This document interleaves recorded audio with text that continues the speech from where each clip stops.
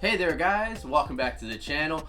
We are on a Disney cruise. I know, I can't believe it. It's an awesome place to be. We have not been on one in over 2 years. What was it, May of 2019 we came on? It's been a long time. Or 2018? Yeah, we went on the Fantasy for a 7-night sailing. But now after they've started resailing, we decided to book a last-minute cruise. And this one is a holiday one. It's the MerryTime cruise. MerryTime cruise, yes. So that's awesome. A little bit of a pun. MerryTime. I like it. Over the next couple videos, we're going to be showing you a little bit about our experience. Now, we're not going to be bringing the camera everywhere, but we're going to try to show you the stuff that you want to know and some of the fun parts about the Disney cruise. Now, the first day of Disney Cruise is definitely a really important thing to know, because prior to actually getting on the boat, there are a few steps that you have to take to make sure that you're going to be able to get on the boat safely.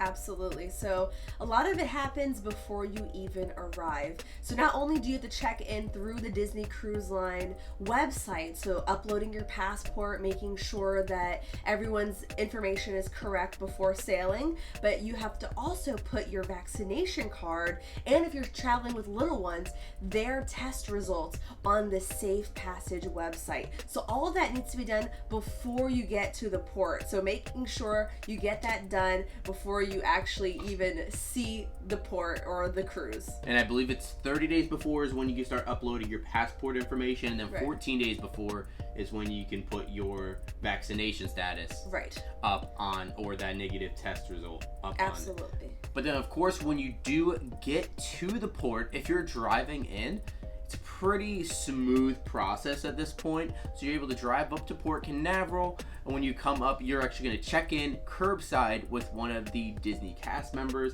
and the team members at the port, and they're going to help you with your bags, checking in, and you're going to have that QR code that they'll scan. After that, then you'll be able to drive over toward the parking garage. You'll pay for parking first, then you'll go into the parking garage. Now, this is where you will have your health screening done, where you'll have your last minute COVID test. You have to fill out a questionnaire before you get to the port, so they will go over that and any additional information you might need to know, and they also administer your test that you do yourself.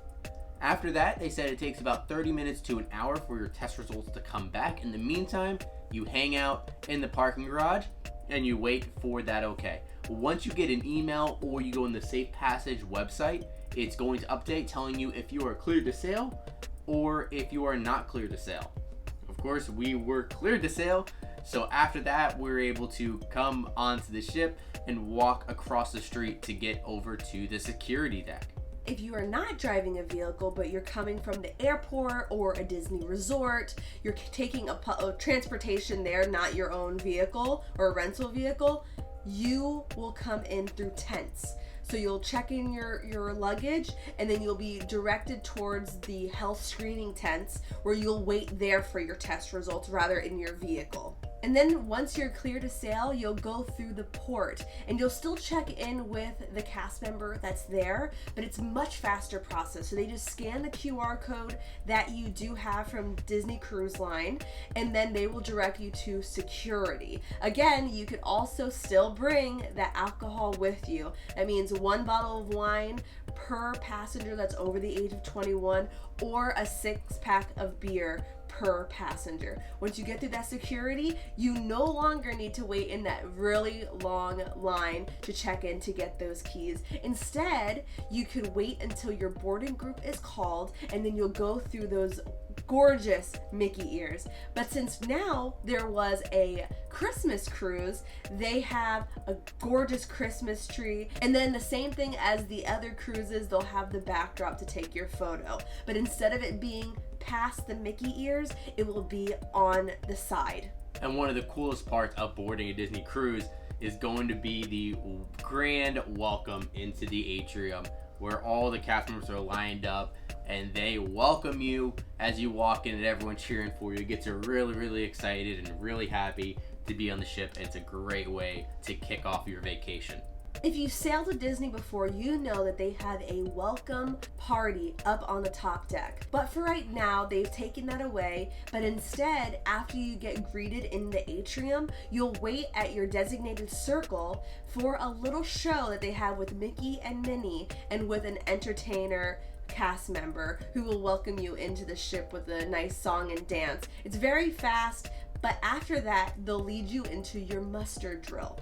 And the muster drill has really been streamlined as well. So instead of you having to go out and meet with a bunch of other people and gather in a line over by your station once the alarm goes off, now as soon as you get on the ship, you're more than welcome anytime within the first couple hours to head to your assembly station. You can use the Disney Cruise Line app, so you just head over where we went over to deck 4 and our letter I, and we clicked get started on the app, and we're able to go ahead and click check in, and it shows us where we need to go, and then you can confirm your party and check in. All you have to do so is actually just use your camera on your phone, hold it up toward the sign, and your phone will actually scan the sign so it takes a photo to confirm that you actually know where you're going in case there was an emergency. After we did the mustard drill, we actually went back to the atrium just to take one last look of how beautifully decorated the atrium was. The Christmas tree was up,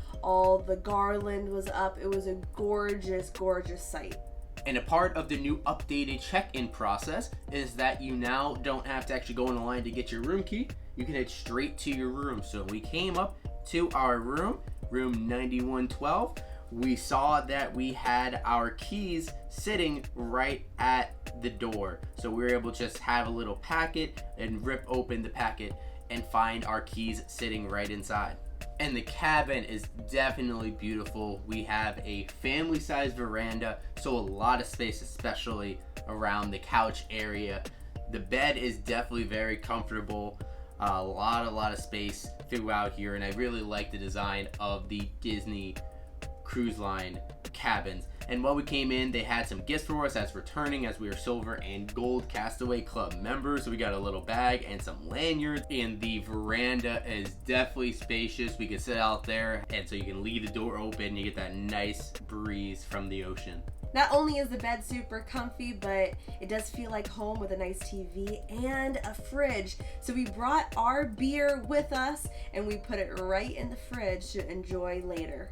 After you get on the ship and you get settled, you're able to head on over to grab something to eat for lunch, and they do have cabanas, which is the buffet on the ship that's available for breakfast and lunch. But before we got there, we did want to take a stroll through the pool deck to see it, and it's always really cool, always a lot of fun. Families out having a fun time. They got movies up on the big screen on the Funnel Vision. Funnel Vision, yeah. They have quacks, where you can get like sodas and coffee and juices just poolside. They got the bar for you to get your alcoholic beverages. They got everything you need out there on the deck. Ice cream. They do have the cars area where they have some different food. They have Luigi's Pizza. They got Tomato Grill where you can get like sandwiches and salads. You also have Fillmore's, where you can get different, more vegetarian options and more salads as well. Lots of great food out on the pool deck. But of course, if you want something a little bit more, you can head over into cabanas. Not a normal buffet where you would serve yourself. They actually have the cast members behind the glass where you just tell them what you want and they will put it onto a plate for you. And what I love about this buffet version is that you feel, I think, more special. A single cast member is helping you out. They stay with you until they've served you down the line. I hope they actually keep that. And they had a really great spread for lunch. Beef was really good. The vegetables were really good as well. Potatoes, mac and cheese, Yeah. the fries. So there's a lot of really delicious things on the buffet. And my favorite would have to be the seafood, because you're on a cruise. You're on the water, you gotta eat some seafood. So they had crab claws and they also had some shrimp. Now, an important thing to know before you come on the boat, I mentioned earlier, is the Disney Cruise Line Navigator app. You wanna make sure you have it downloaded before you get on the ship, because it's gonna have all the information that you need to know. The Navigator app is super helpful as it shows you everything that you need to see on the ship, including some important stuff like drinks of the day, but you can actually go to your daily activities and search by day, so you can actually favorite things that you want to do. You'll be able to know when the different events are and trivia is going to be, where they're going to be, and if something's happening multiple times during the trip, it'll actually tell you when it's happening, so that way you can schedule your entire trip ahead of time. That's definitely very helpful. Seeing when the movies, when the shows are going to be. You can see when characters are going to be coming out. Won't say the character exactly, but it'll tell you where they're going to be and where you can see them at. You can see all the dining and lounges, so you can see the hours and everything that's going to be available. And you'll even be able to see the menus on the app as well, so you can know what you can eat and drink. Even for the youth clubs, you'll be able to see the hours and where they're located if you have kids. The pool areas and the sports and recreation, like the aqueduct, is important to see the hours on that, because that's always a fun thing we'll want to do. And know when all of the different pools, like the adult pools, are going to be, where you can do some shopping as well, where the live shows are, where the theaters are located, guest services. And what's really cool about the app, they also have this guest services chat feature, where if you need any help, you can actually chat through the app and it'll put you into a virtual queue, so you can chat with them when it's your turn. And in addition to that, of course, you can also chat the other members of your party as well if you want to get in touch with them. Then we walked over to the Quiet Cove, which is the adults only section. So only 18 and up can be in this area. They have their own pool, their own hot tub, and also their own bar for you to get your own alcoholic beverages. It's a nice quiet area if you want to get away from the hustle and bustle and all the kids on the rest of the ship. You definitely want to head back to the Quiet Cove. It's also the only place that has a pool where they're not monitoring how many people are in the pool. So in the regular pool deck, you have to wait in line to get in the pool if it's at capacity. But for this one, you just go right in. So we hung out there for a little bit and we were able to get our drink of the day, the Bahama Mama. Then it was time for some trivia fun. We went down to the D Lounge to go test our wits on some Disney trivia, and we were able to see our friend Goofy, who made a special surprise visit. That was always cool to see Goofy. Unfortunately, we did not win trivia, but it was still a lot of fun, and I think we did pretty well. I think so too. After trivia, we made our way back to the atrium because we heard some special guests were there, and we saw Belle in her Christmas outfit, and we also saw Snow White. And one really cool thing that was also in the atrium we noticed was this amazing gingerbread house. Gingerbread fills the air, that smell fills the air, and it's great decorations inside the house. And I even saw a little Minnie Mouse plush on the bed.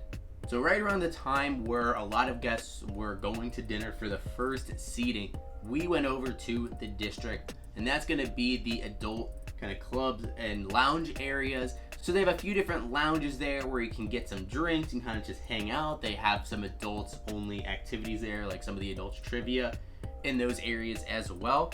And what's really cool is that during the dinner times at 6 o'clock and at 9 o'clock each night, they have happy hour, where different locations are going to have different deals that you can get on drinks. So we headed over to the pub 687, which they actually got that name because that was the code name for the Disney Dream before it got its official name unveiled. At the pub, you can actually get half off beers, so we definitely took advantage of that and got some really good deals on some drinks.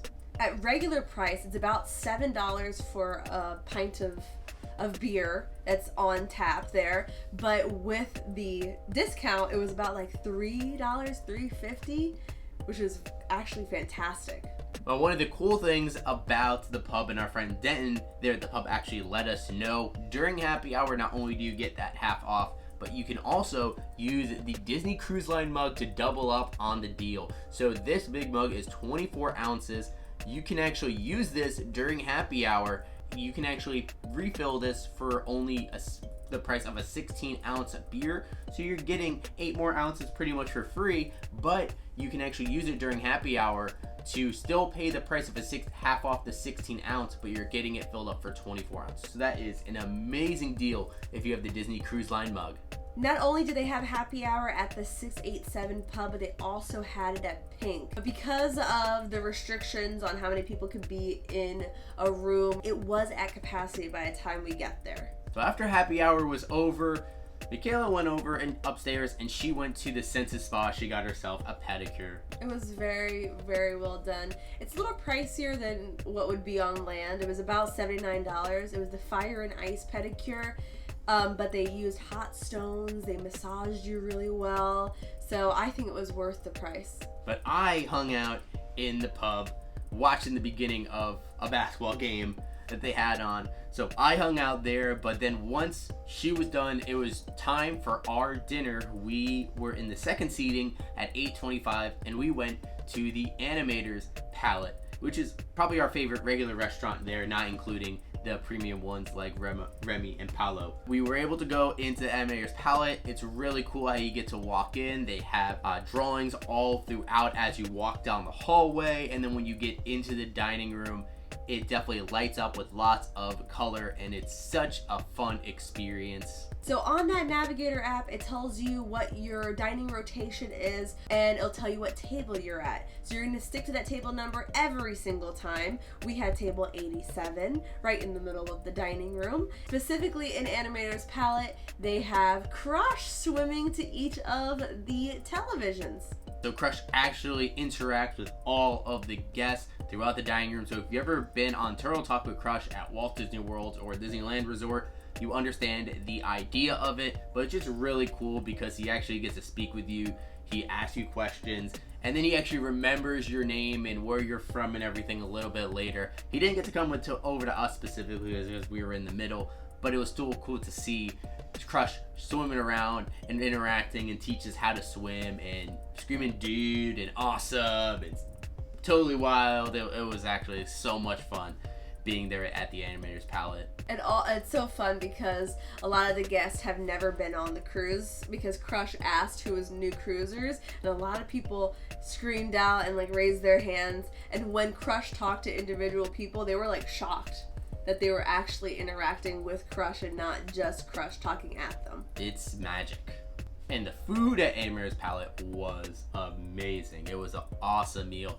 We started out with some appetizers. Myself, I first got the creamy butternut squash soup, which was really good. Michaela actually started out with the black truffle pasta. That was probably my favorite thing I ordered at Animators Palette. And then we got a second appetizer as well. I started with the chicken and walnut salad, which was really good. And then Michaela got herself the baked potato and cheddar cheese soup. And what's cool about the Disney Cruise is that you can order as much as you want. So for dinner, we actually got 3 entrees to share. I got myself the ginger teriyaki dusted Angus beef tenderloin, which was really good, really tender. We shared the penne bolognese, which was really delicious as well. And then Michaela got herself the lemon thyme marinated all natural chicken. We did the same thing for dessert. We ordered 3 different ones. Dominic got that warm apple crumbly rice pudding. It actually was really delicious. And then we also got the lemon pie, which was my favorite dessert out of the 3 of them.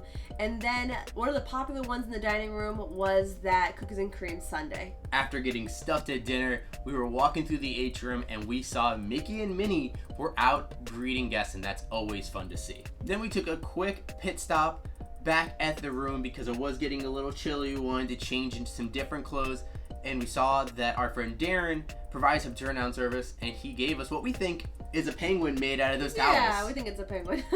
After we did the quick change, we went over to Evolution, which was in the district. It's like the biggest club/lounge at the district, and they had 2 fun games we got to be kind of a part of. One was Snippets, where the room was split into 2 groups, and 2 representatives per group got to play Family Feud style, whereas like hands behind your back, you press the buzzer and you're buzzing in to guess where the music was being played from a movie or television show, which is really fun. And I think we should have competed. I think we would have won. We kept guessing the right answers. We also got to see Match Your Mate. We didn't get to compete in it, but we got to have some fun watching some other couples, and it was very PG-13. So if you're looking for that adult entertainment, that is where you need to go. And the winning couple got to get a bottle of champagne, and 2 other couples actually got some goodie bag from Disney Cruise Line. So you got to be rewarded for participating. And that's everything we saw here on day 1 of the Disney Dream. We're here for 3 nights. The next 2 days we are going over to Nassau, Bahamas and Castaway Cay. So we can't wait to experience everything else. All the fun on the ship and on the island. The food, of course. The entertainment. There's so much more to see. We haven't even gotten a chance yet to go over to the pool, so we still have to check that out. Right. At least go in the pool.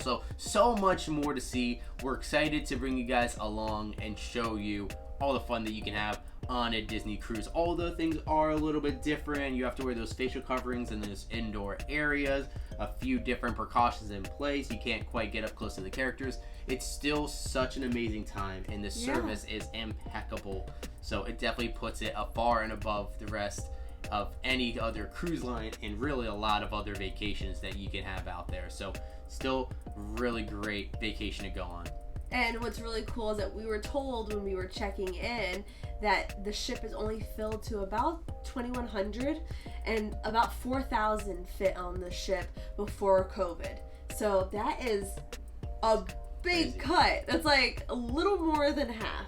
Yeah, there's a lot more room walking around. You can actually catch the elevator going up and down. Normally, you just have to take stairs everywhere, but you can actually catch the elevator. So I guess that's a testament to how many less people are on the ship. But definitely still really cool experience overall. Let us know in the comments down below, what are some of your favorite things you've seen from day 1 from us here on the Disney Dream? Have you guys been able to go on a Disney cruise since they started going back out to sea again? Are you planning on going on one in the future? What are the types of questions that you have for the Disney cruise? Let us know in the comments down below. Of course, if you guys can, make sure you hit that subscribe button, hit that like button as well. Thank you guys so much for watching. As always, we'll see you again real soon.